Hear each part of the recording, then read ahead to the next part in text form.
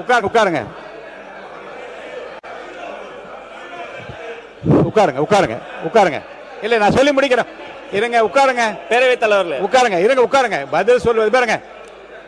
இருங்க நான் இப்படி பண்றேன். பேரவைத் தலைவர்களே உட்காருங்க. எல்லாருக்கும் இருங்க. உட்காருங்க உட்காருங்க உட்காருங்க உட்காருங்க. இல்ல இதை பத்தி நான் சொல்லிடுறேன், அப்புறம் பேசுங்க. இல்ல உட்காருங்க. இந்த செய்தி குறித்து சரி உட்காருங்கன்னு சொல்றாங்க கணேஷ்குமார். உட்காருங்க. மாண்புமிகு உட்காருங்க உட்காருங்க உட்காருங்க. அதான் இருங்க. நான் என்ன சொல்றேங்க, இருங்க இருங்க. இந்த சம்பவம் இருங்க. நான் கவனத்தை தான் இருக்கிறேன். உட்காருங்க, பேசலாம்.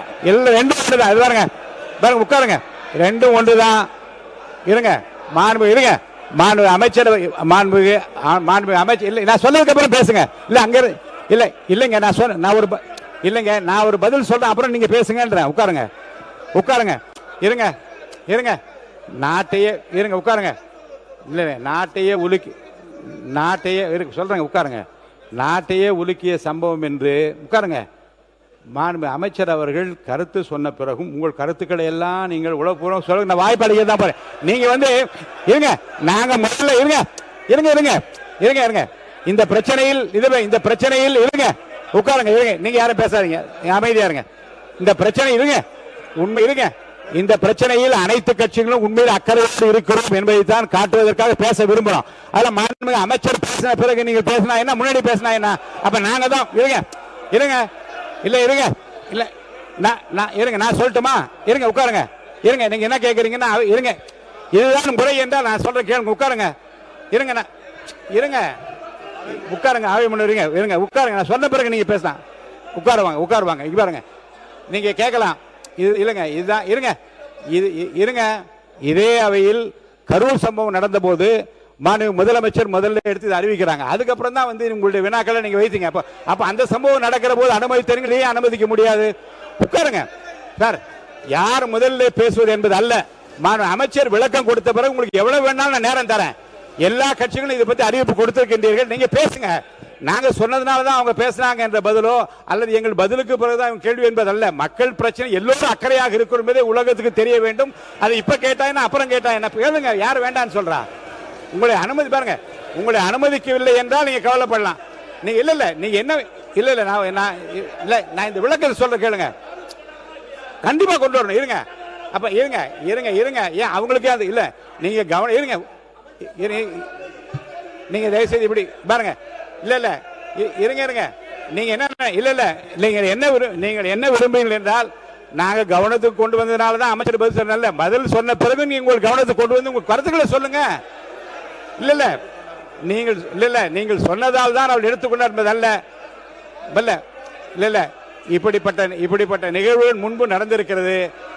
அமைச்சர் சொல்லட்டும், நீங்க பதில் சொல்லுங்க. நீங்க கேள்வி கேளுங்க, பதில் சொல்லுங்க, விளக்க அவர் அளிப்பார்கள். மாண்புமிகு எதிர்க்கட்சி தலைவர் உட்காருங்க. மாண்புமிகு பேரவைத் தலைவர்களே, நாங்கள் அரசு எதுவும் குறை சொல்ல விரும்பல. உங்களுடைய அரசுடைய கவனத்திற்கு கொண்டு வர்றோம். அதற்கு பிறகு நீங்க பதில் சொல்லுங்க.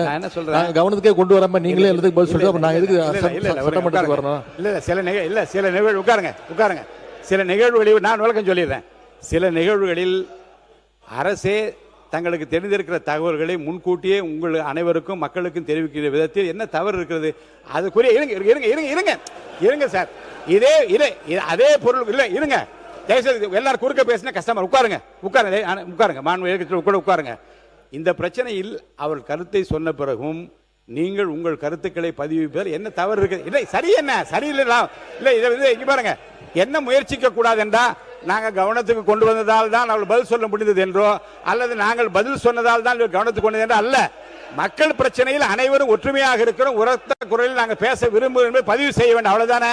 அவர் சொன்ன பிறகு நான் பேச அனுமதிக்கிறேன். ஒவ்வொரு கட்சிக்கும் அந்த அனுமதி தான். நீங்க எல்லாம் பேசுங்க, ஒன்றும் தவறு இல்லை. அவர் கருத்தை சொல்லி முடிக்கட்டும். மாண்புமிகு உட்காருங்க. நீங்க பேசுங்க சார். மாண்புமிகு உறுப்பினர்கள் அவர் சொன்ன பிறகு நீங்க பண்ணுங்கன்ற. அப்ப நீங்க என்ன விரும்புகின்றா, நாங்க சொன்னதுனால தான் அவர் பேசுறார், அப்படி வேண்டாம், அவர் சொல்லட்டுமே. அவர் தயார் என்று சொல்லிவிட்டார். அவர் பதில் சொல்லட்டும். அப்புறம் சொன்னப்பறம் நீங்க கேள்வி கேளுங்க. மாண்புமிகு அவை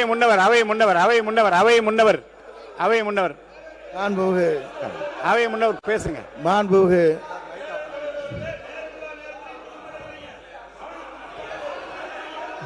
சொல்ற கொடுங்க தொடங்க சொல்ற மாண்புமிகு பேரவைத் தலைவர் அவர்களே, மாண்புமிகு பள்ளிக்கல்வித்துறை அமைச்சர் அவர்கள், இருங்க நான் சொல்லி முடிக்கிறதுக்கு கொஞ்சம் ஒரு 2 செகண்ட். இல்லை நான் சொல்றேன், இல்லை அவர் இல்லை நான் சொல்ல வரேன்னு சொல்ல வரைக்கும் ஒரு ப்ளீஸ். எந்த மரபை யாரும் மாத்துறீங்க? மரபு மாற்றப்படவில்லை. இல்ல அவர் கருத்துக்களை வழங்கினார். நீங்கள் அதற்காக கவன ஈர்ப்பு தீர்மானத்தை நாங்கள் கொண்டு வந்திருக்கிறோம். நாங்கள் முன்மொழிய வேண்டும் என்று இல்லை அதே 0 பண்ணலாம், எழுப்பலாம், அது இல்லை மறுக்கவில்லை. ஆகவே மாண்புமிகு பேரவைத் தலைவர் அவர்கள் மறுபரிசீலனை தாங்களே வழங்குமாறு அன்போடு கேட்டுக்கொள்கிறேன். மாண் உறுப்பினர் மரபு இல்லை, உட்காருங்க பாருங்க. இந்த பிரச்சனைகளை உட்காருங்களேன், மாண்புமிகு உட்காருங்க. ஒரு விஷயத்தை நான் சொல்கிறேன். இந்த மரபு என்பதிலே ஒன்றை நீங்கள் புரிந்து கொள்ள வேண்டும். உடனே வெகுண்டு எழுந்து அந்த பதில் சொல்லுகிற தன்மையை கொஞ்சம் குறைத்துக் கொள்ளுங்கள். கரூர் சம்பவம் நடந்தபோது இதே இருங்க உட்காருங்க. நீங்கள் வேணாம், இருங்க, உட்காருங்க. அனுமதிக்க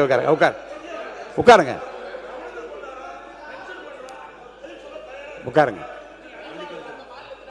நான் சொல்லிடுறேன், நான் சொல்றேன். இல்லைங்க, இல்லை அதேதான். உட்காருங்க. ஒரு உதாரணத்துக்கு நான் சொல்றேன், அதுக்காக நீங்க இல்லை கொஞ்சம் இருங்க. கரூர் சம்பவம் நடந்த போதும் இதே பேரவையில் விவாதம் 15/10/2025 நடக்கிற போது மாண்பு முதலமைச்சரே முதல்ல எழுந்து நாங்கள் மென்ஷன் பண்ண விரும்புகிறோம், எங்களை மென்ஷன் பண்ண விடுங்கள் என்று சொன்ன போதும் மாண்பு முதலமைச்சர் என்ன சொன்னாங்க, நான் பேசிய பிறகு நீங்கள் கேள்வி கேளுங்க, உங்கள் விளக்கத்தை எல்லாம் சொல்லுங்க என்று. அப்படிப்பட்ட மரபும் இங்கே நடந்திருக்கிறது. இருங்க மாண்பு டாக்டர் லக்ஷ்மணன் உங்கள் எதிர்க்கட்சி தலைவர் இங்கே உட்கார்ந்துருக்காங்க, உங்கள் கொறடா இங்கே இருக்காங்க. இந்த சம்பவத்தை பொறுத்த வரைக்கும் ஒரே ஒரு வினாவை மட்டும் உங்கள் முன்னால் வைக்கிறேன். அரசின் சார்பில் தங்களுக்கு தெரிந்திருக்கிற அதிகாரப்பூர்வமான விவரங்களை ஒரு மாண்பு அமைச்சர் முழுவதுமாக சொன்ன பிறகு இந்த பிரச்சனை குறித்து நாங்களும் காலையிலே கவன ஈர்ப்பு தீர்மானம் கொடுத்திருக்கிறோம், அல்லது இதை நான் எழுப்ப விரும்பினேன், 0 அவரில் சொல்ல விரும்பினேன் என்பதெல்லாம் சொல்லிவிட்டோமே, எங்களுக்கு அந்த வாய்ப்பை தாருங்கள் என்று கேட்டு, உங்களுக்கு வாய்ப்பில்லை, அவர் விளக்கமே போதுமானது என்று நான் சொன்னால் நீங்கள் வருத்தப்படுவதிலே நியாயம் இருக்கிறது.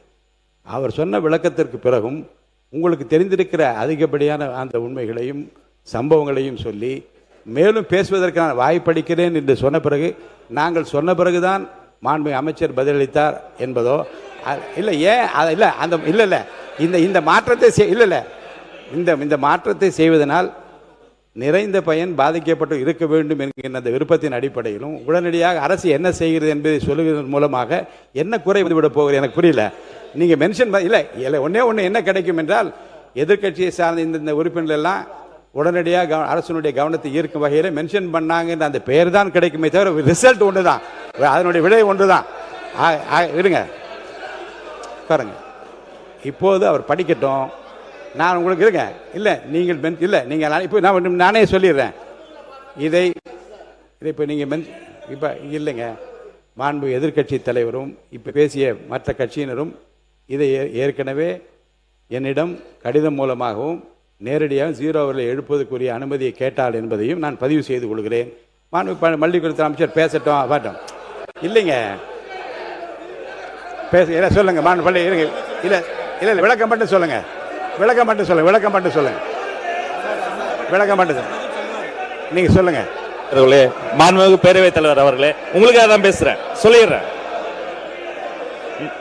மாண்புமிகு பேரவைத் தலைவர் அவர்களே, மற்ற கட்சி உறுப்பினர்களினுடைய கோரிக்கையை அண்ணா உங்களுக்காக தான் பேசுறேன், கொஞ்சம் உட்காருங்க.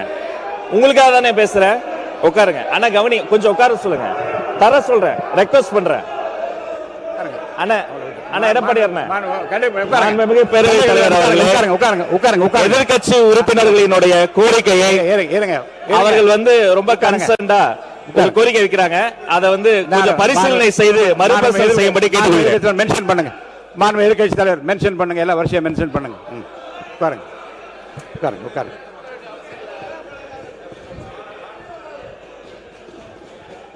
பேரவைத் தலைவர் அவர்களே, இல்லை ஒன்று படிச்சிடுறேன்.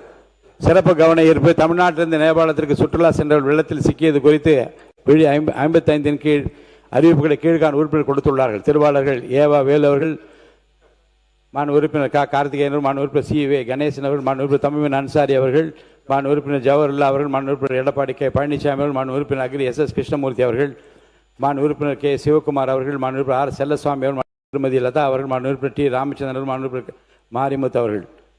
இப்பொருள் குறித்து கட்சிக்கு ஒருவர் என்னை சுருக்கமாக அரசின் கவனத்தை ஈர்த்து அமர்வது என்று கேட்டுக்கொள்கிறேன். மாண்பு எதிர்க்கட்சி தலைவர் அவர்கள். பேரவைத் தலைவர் அவர்களே, நேபாள் நாட்டுடைய ராசுவா பகுதியில் நேற்றைய தினம் மிகப்பெரிய ஒரு வெள்ளப்பெருக்கு ஏற்பட்டிருக்கிறது. கிட்டத்தட்ட 160 பேர் உயிரிழந்திருக்கிறாங்கன்னு செய்திகள் வந்து கொண்டிருக்கிறது. அங்கே 750 பேரை காணவில்லை என்றும் செய்திகள் வருகிறது. சுற்றுலா சென்ற கிட்டத்தட்ட 110 இந்தியர்கள் அங்கே இந்த பேரிடரில் சிக்கியிருக்கிறாங்க. குறிப்பாக தமிழ்நாட்டுடைய பல்வேறு மாவட்டங்களைச் சேர்ந்த 40க்கும் மேற்பட்ட தமிழ் மக்கள் சிக்கியிருப்பதாக செய்திகள் தொடர்ந்த வண்ணம் வருகின்றது. நேபாள் சென்ற குடும்ப உறுப்பினர்களை தொடர்பு கொள்ள முடியலன்னு இங்க இருக்கக்கூடிய அவங்களுடைய குடும்பத்தினர் மிகுந்த பதட்டத்திலையும் அச்சத்திலையும் இருக்கிறாங்க. இந்த சம்பவத்தில் எத்தனை தமிழர்கள் சிக்கியிருக்காங்க, அதில் எத்தனை பேர் நாம் மீட்டெடுத்திருக்கிறோம்? தமிழ்நாடு அரசு சார்பாக நேற்று ஒரு உதவி எண், அவசர உதவி எண், ஹெல்ப்லைன் நம்பரும் நீங்கள் கொடுத்துருக்கிறீங்க. அரசு அறிவித்த அந்த ஹெல்ப்லைன் நம்பர்களுக்கு இதுவரைக்கும் எத்தனை அழைப்புகள் வந்திருக்கிறது? அந்த அழைப்புகள் தொடர்பாக என்ன மேல் நடவடிக்கைகள் எடுக்கப்பட்டிருக்கிறது? இந்த நிலைமையில் தமிழர்களை பத்திரமா மீட்டுட்டு வர்றதுக்கு தமிழக அரசு சார்பாக ஒரு சிறப்பு அதிகாரியை, ஒரு ஸ்பெஷல் ஆஃபீஸரை இந்த அரசு நியமிச்சிருக்கிறதா? அவங்க நேபாள் போறதற்கான திட்டங்கள் எதுவும் இருக்கிறதா? மேலும் இந்த பெருவெள்ளத்தில் சென்னை நீதிமன்ற ஓய்வு பெற்ற நீதிபதி திரு சிவஞானம் அவர்கள் பாதிக்கப்பட்டிருக்கார் என்ற செய்திகள் வந்துகிட்டு இருக்கிறது. எங்களுடைய நாடாளுமன்ற உறுப்பினர் திரு தயாநிதி மாறன் அவர்கள் எங்களுடைய தலைவருடைய அறிவுறுத்தலின்படி உடனடியாக இந்த தகவலை விரிவான ஒரு கடிதம் மூலமாக ஒன்றிய வெளியுறவுத்துறை அமைச்சர் அவர்கிட்ட நேற்று மாலை கொண்டு போய் நேரில் கொடுத்திருக்கிறார். இந்த இக்கட்டான நேரத்தில் பாதிக்கப்பட்ட குடும்பத்திற்கு நாம் அனைவரும் பாதுகாப்பாகவும் உறுதுணையாகவும் இருக்க வேண்டும் என்று கேட்டுக்கொண்டு இந்த சம்பவம் தொடர்பாக அரசு உரிய விளக்கம் அளிக்குமாறு நான் கேட்டுக்கொள்கின்றேன். மாநில உறுப்பினர்